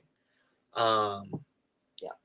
Now, that being said, you're 5-ish episodes in. What have you thought? Well, just what have you thought? You don't have to hit every episode B for B, but like, what have you, where are you ranking it so far? Like, what's your vibe on? It's fine. I think it's a little bit overhyped. Like, it's not what if, Sure. So, okay, here's what I'll say, Nat, and I'll say this. I'm totally kidding, by the way. It's fucking awesome. This show fucking rules. This show's fucking good. I was gonna let you say you're fine, because I was gonna say here's what I'll say, right?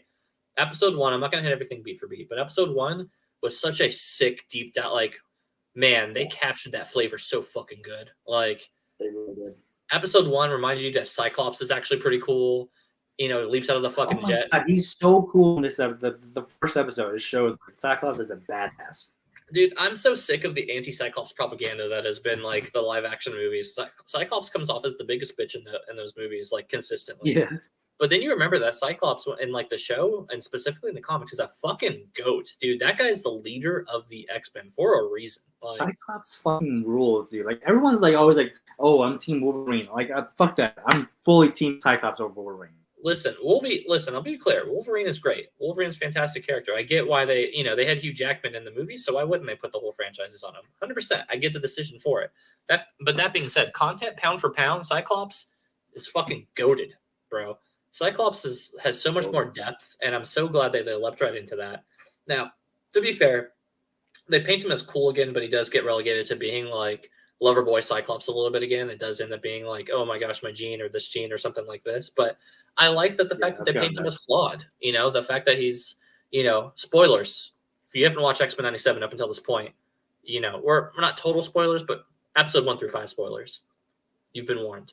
So whenever they reveal that Gene, the one that we've been hanging with so far, is actually a clone, and he still loves that Gene.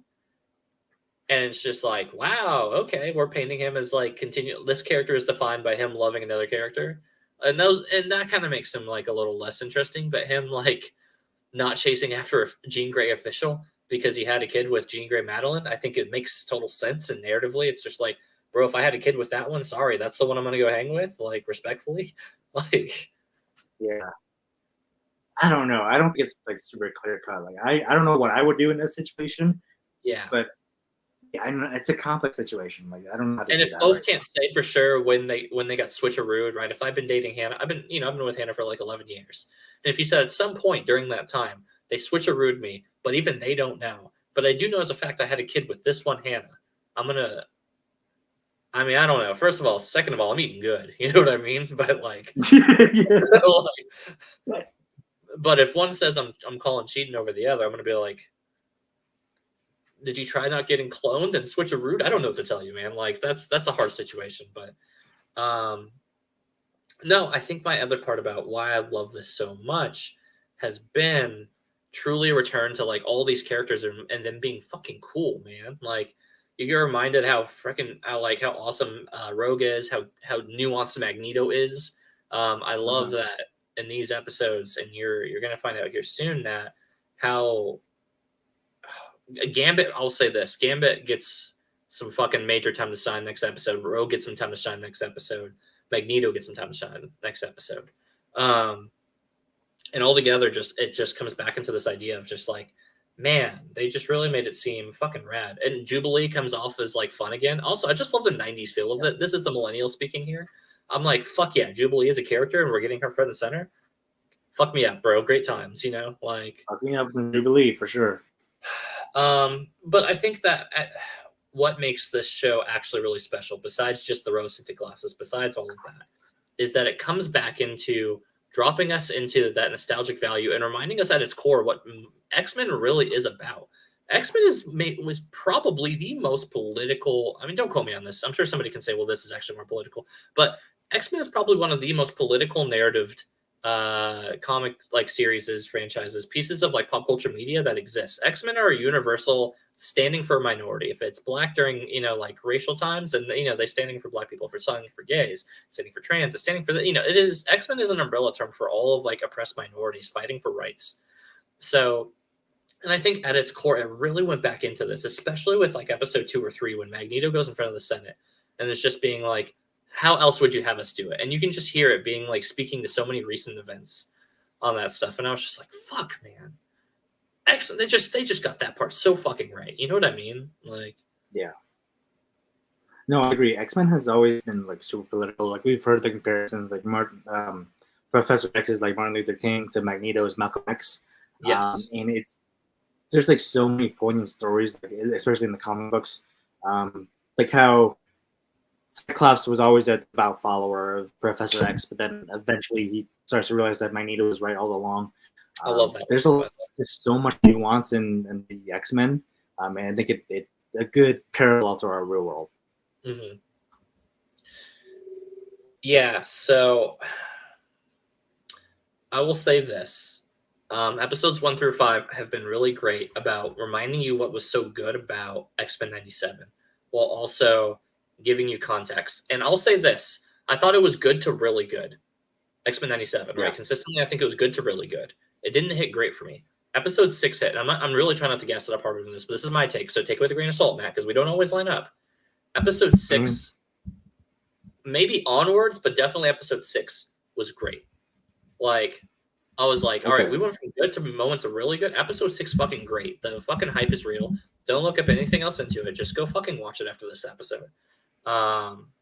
It was great. I was like, mouth was ajar. And this is for the record, this is the only episode I think Hannah watched. I threw it on because I was like, oh yeah, people keep gassing up this episode. Because I was watching it kind of like very casually, right? I was like, I wasn't watching it, die hard every Wednesday. I was just like, oh yeah, this is on. I had other things I was watching, other things I was playing, playing that Stellar Blade game. You guys saw the updates, so I was like, let me just tune on X-Men 97. And then I threw this episode on while I went to bed early one day, and I was like, hey, you're going to watch this. I just threw it on while we were in bed. And because I needed something to get the blood flowing. And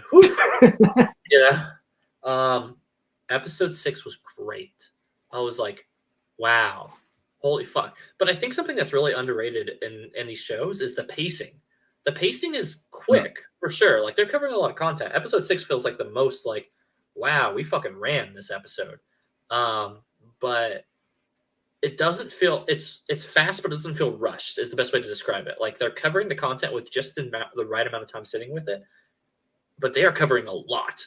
Like, in the time minutes on that one, especially 6 onwards, you're just like, fuck, dude, we are running, but we're at a good pace. I'm hanging. So I will say this. Episode 6, I think, is great. Episode 7, actually, I think, is really good, too.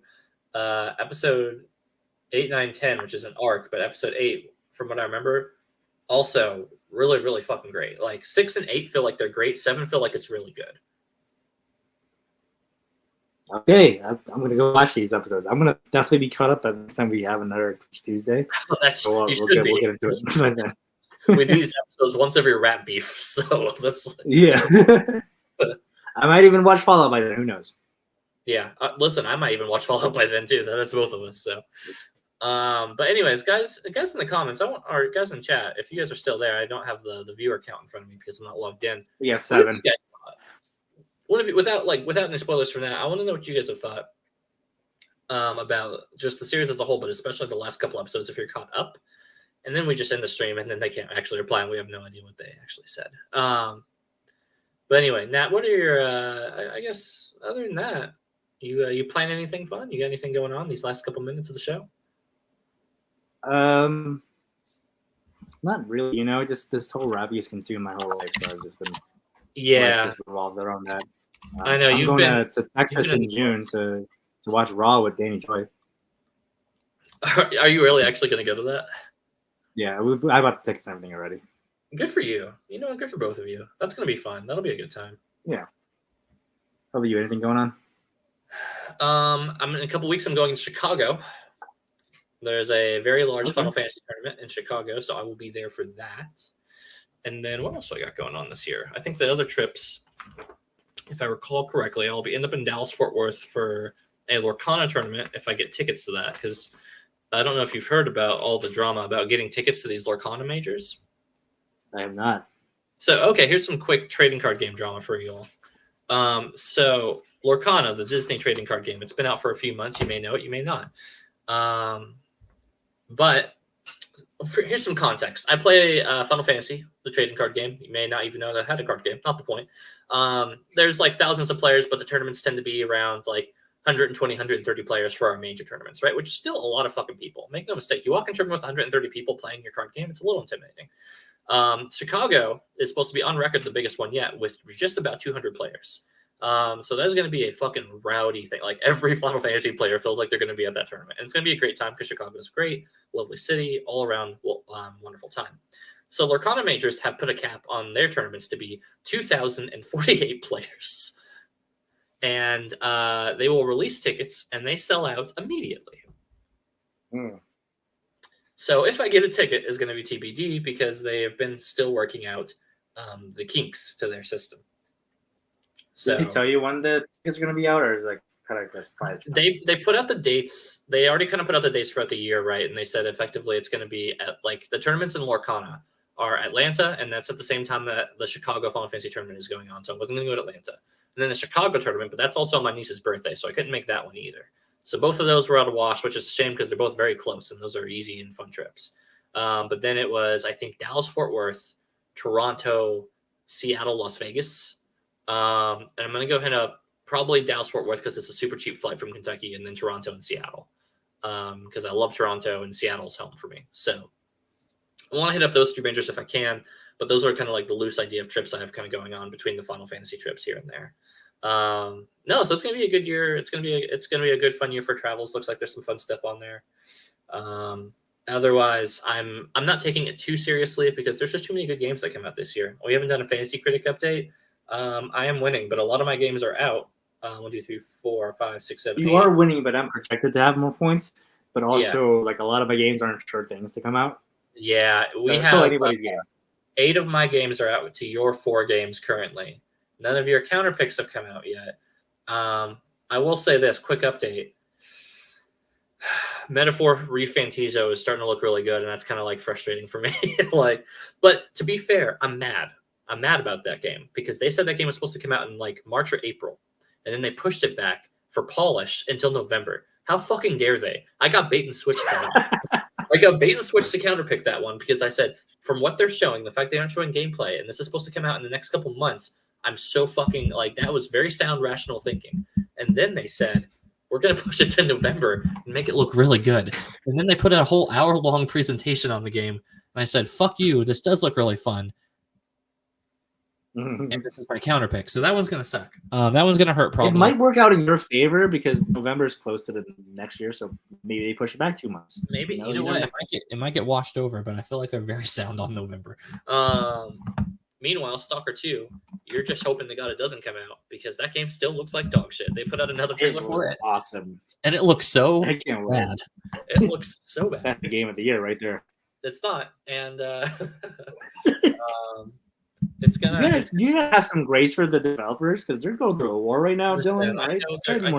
I know they're Ukraine developers, but that game's going to suck, bro. That game was always going to suck. Let me be clear. Even if it didn't come from Ukraine, that game looked like it was going to suck either way. You've got some good titles. Elden Shadow Virtue is just gonna like leap you ahead for a while, but I don't think I'm totally out yet, man. I really don't. I think that the rest of my titles here's what's gonna really kind of bring it in is if No Rest for the Wicked comes out this year, because that game dropped in early access, and I don't know if it'll come out this year, even though they said it was supposed to. Those fucking liars. If No Rest of the Wicked comes out, I think I'm still good because that's going to be like high 80s, maybe even early 90s. That's my hot take. You also had a really good pickup with the Alan Wake 2 DLC. Yeah. Or extension or whatever.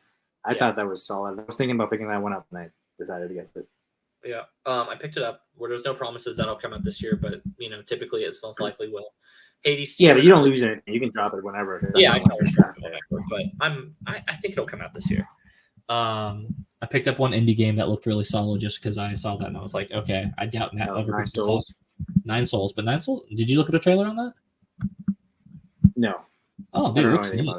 It's a Metroidvania, and those just typically don't score bad, right? I mean, if they score fine, it's fine. Where did the trailer come out? I saw it scrolling through. Listen, I'm not going to tell you where I keep up with all my research, but I did see it scrolling through. Here, let me pull it up real quick. It looks really familiar. Like I might have seen this before. Here, let's pull it up real quick. I got it. No sound. More than anything, I just like the aesthetic of this fucking game, man. Like it looks dope. It looks great. Yeah, let me here. Load it up. Load it up. Can you pop it up now? I can't do it. There we go. Thank you. So we can't do sound. Yeah, but the animation style looks fucking beautiful. Like, look at that. On art alone, I was like, I'm drafting this. Like, yeah, it looks pretty solid. I don't think it's going to be a haymaker against me, but it's no. I don't think. I think it'll be like an 8, like a low 80s. Honestly, like I think it'll do better than Tales of Kinjara, which I'm a little upset that didn't do better, but I did hear nothing. So, and I knew that one was. That one. I knew that one wasn't going to do bad. I just didn't. I thought it was going to do better. Like, but I get it. I get it. This one. Yeah, the action just looks fucking smooth. I will say, as a Metroidvania fan, like as a big fan of this genre, this looks like a game I'm gonna play. And as a good rule of thumb, I try to just draft games that I would want to play. So, I don't do that. But the aesthetic on this game is so fucking good, bro. Like, and I love a small indie developer that puts together some shit. You know what I mean? Like, yeah. I'm playing this new game called Super Mario World right now. It's pretty great. I heard it's pretty good. Can we ban William Harold from the chat, please? Can we? No. So Nine Souls looks really sick. I think I'm gonna be losing here in a little bit on Fantasy Critic. I won't lie. I think I'm gonna be losing here in a little bit because you've got. I think right after Shadow Archery comes out, I'm gonna be losing for a minute. But I think I'm gonna really run it back whenever Black Myth Wukong comes out. I'm so convinced that game's gonna be that's gonna be a 90s. Well, you were convinced that a lot of games are going to be good. No, Rise of the Ronin. No, I'll even say up front. I picked that one being very convinced that historically those games have overperformed on reviews. So being at a 77, I think is totally fair. Peach, Showtime definitely underperformed. Man, you really hope on that. I think Stellar Blade getting an 82 is pretty fair for me. Like it could have been a lot worse. Having played the game, I will say 82 is a very fair game. It could go up a little bit, but overall, from what I've played, the game is solid. So I still think that Socrates is going to score higher than 82. That's just my opinion, though. We'll see. Yeah, I'll put it this way. You got so fucking lucky. Stellar Blade only scored an 82 for as good as that game. Yeah. You tried downplaying that shit so hard, and I was like, nice try, Bozo. I know what I got. I'll draft this. It looks pretty mid. I think 82 is pretty mid. Nah, it's definitely not.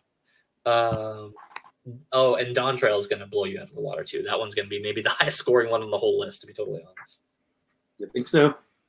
Yeah, you're right. It's 14 expansions are consistently amazing. So I like looking at the scores. I'm like, fuck, I have 4 more games that are out, and you've got some good games on there, but really the bottom half of your games are risky. So I don't think I'm totally shot yet. It doesn't look like to roll the dice, take a chance. I know. Listen, imagine all my games hit though. Like, come on, that's gonna be magic. If Soccer 2 gets above an 85. Yeah, it fucking won't. There's no way in hell it gets above an 85. Get the fucking. It's not. Here's what happens. If you win, then you get to draft Hades 2 at the beginning of next year.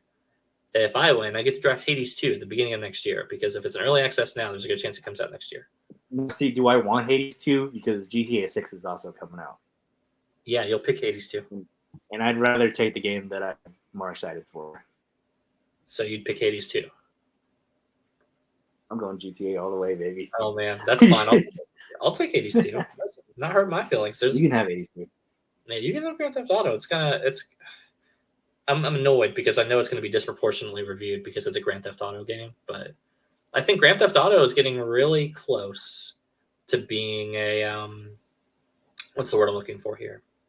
I think it's getting really close to being like the next Elder Scrolls or Fallout, or like we're talking. What's the Starfield? You know what I mean? Game that's no, it's not going to be that bad, but for me, it's resonating. It's getting close to being that. It's like, how many times are you going to put out the game that you just did with some better improvements? And effectively, if you're saying, if I have the first pick and I take Hades 2, Are you taking GTA 6 in either of your two picks? No, listen, I'm 100% taking GTA 6 because it's gonna be wildly over critique. Like it's gonna be wildly over reviewed. Okay. Well, then I'm taking GTA 6 first. Like I'm telling you. That's Go ahead my and pick strategy. it. Well, you're not hurting my feelings, but I will say this. So no matter what happens in this year, you're gonna have GTA 2. I'm gonna have GTA 6. Yeah, like that's exactly how next year's gonna go. Like it already said.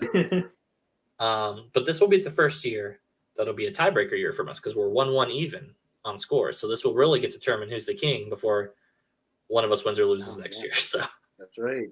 Yeah, a lot can happen in the next 7 months. That's true. Also, Paper Mario 1000-Year Door still hasn't come out yet, and that game's gonna fucking do really well on reviews. Well, you said that about Princess Peach too. So maybe I'm wrong, but I'll put it this way: Paper Mario is great, and this is notoriously the best Paper Mario game. So, just seems like it would do well. We'll see. Meanwhile, Star Wars Outlaws finally put out a trailer. I'm not convinced it's going to be super fun. Wait, did they have a trailer? Outlaws put out a whole trailer, buddy. How do I know more about your games than you do? When was that? Oh my gosh. Hold on. Let me pull it up for you. Was that this weekend? I think we talked about this. No, this has been weeks ago. Star Wars Outlaws. I've probably seen it. Yeah, I think you've seen it because I talked with you about it. So they put out an official story trailer, right? Unless I was lying. I've seen it. Seems like something you would do. Did you talk to me about it? I swear I probably even posted about it. That seems like something I would do. Here, let's pull it up. So, we can't play audio because obviously we'll get flagged. But, so here's the pitch.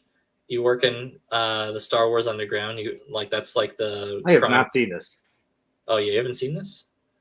So he's effectively. Sure, we talked about this. Why would I lie?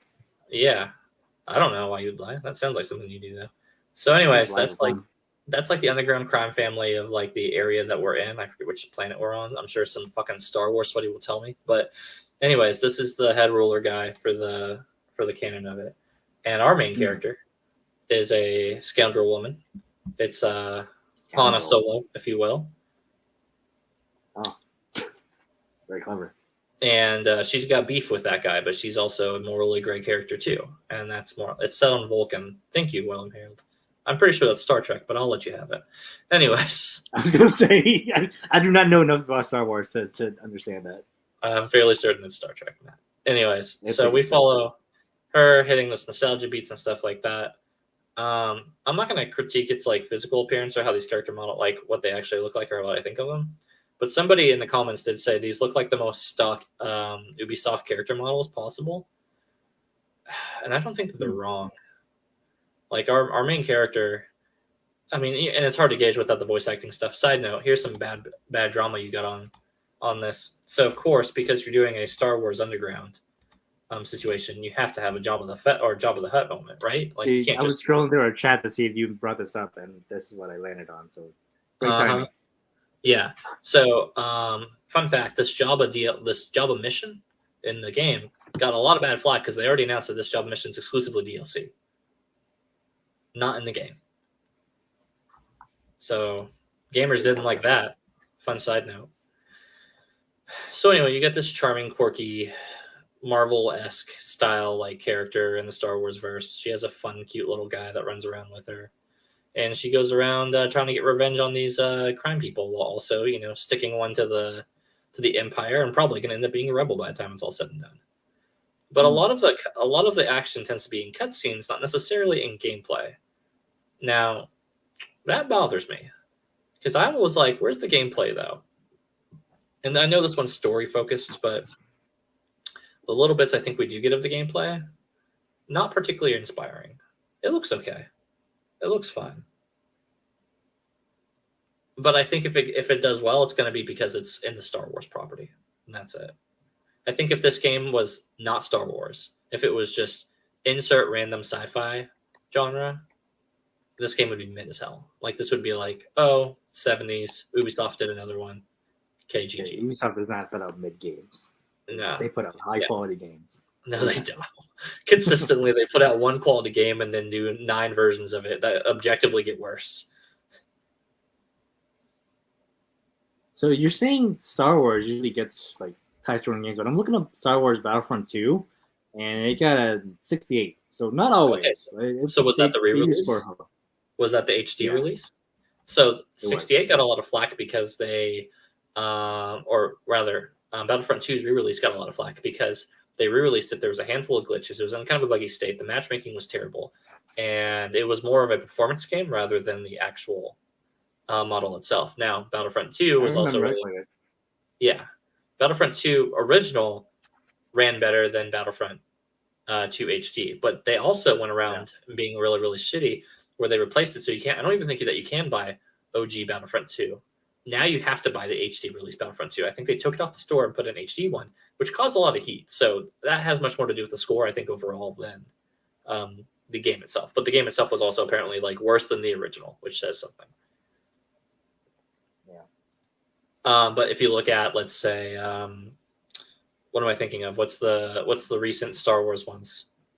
The one with Jedi Survivor, Jedi Survivor.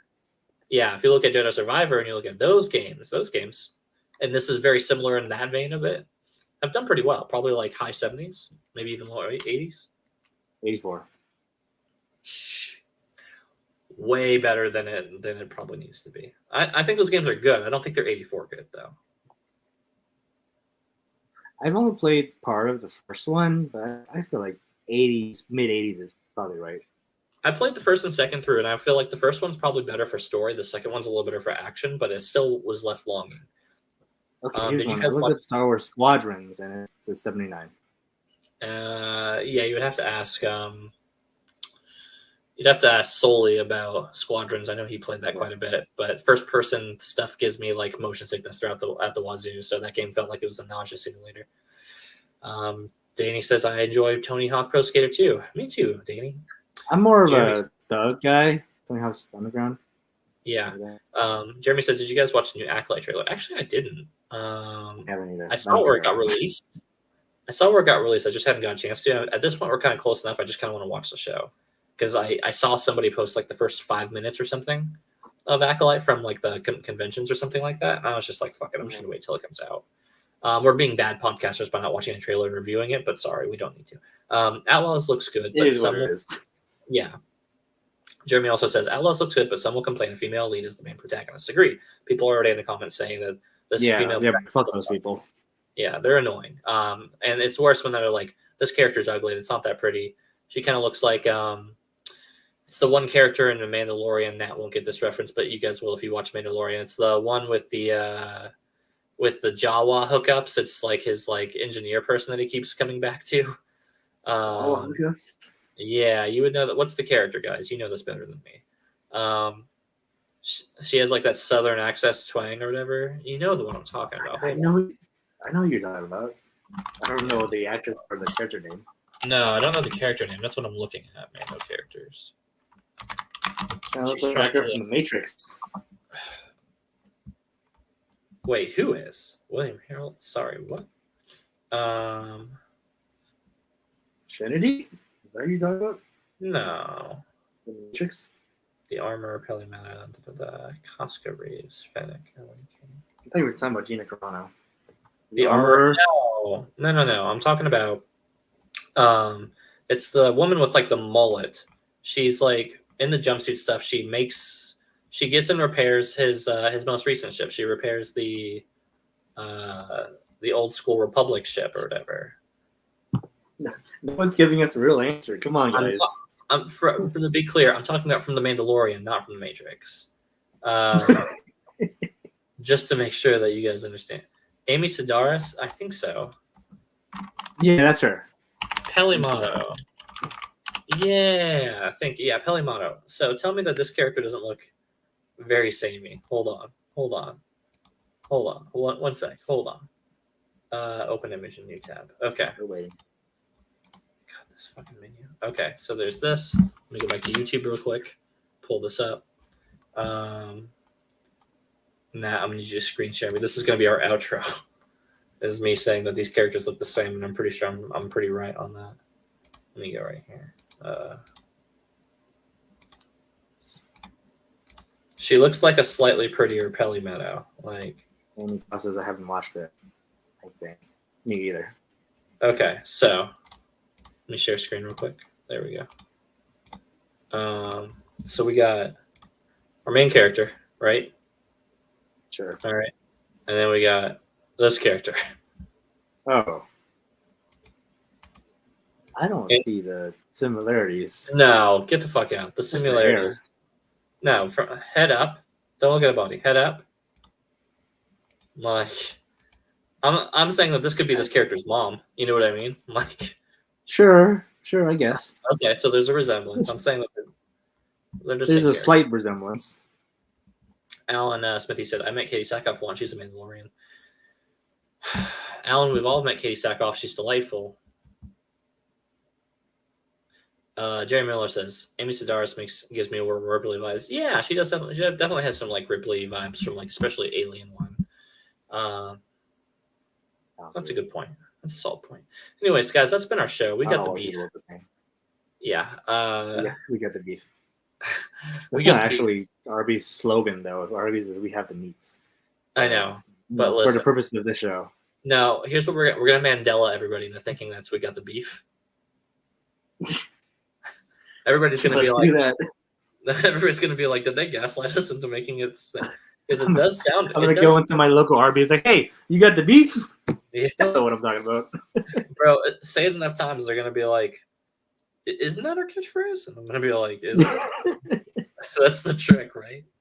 Just roll to the drive-through window. Hey, you got beef? Give me with that beef.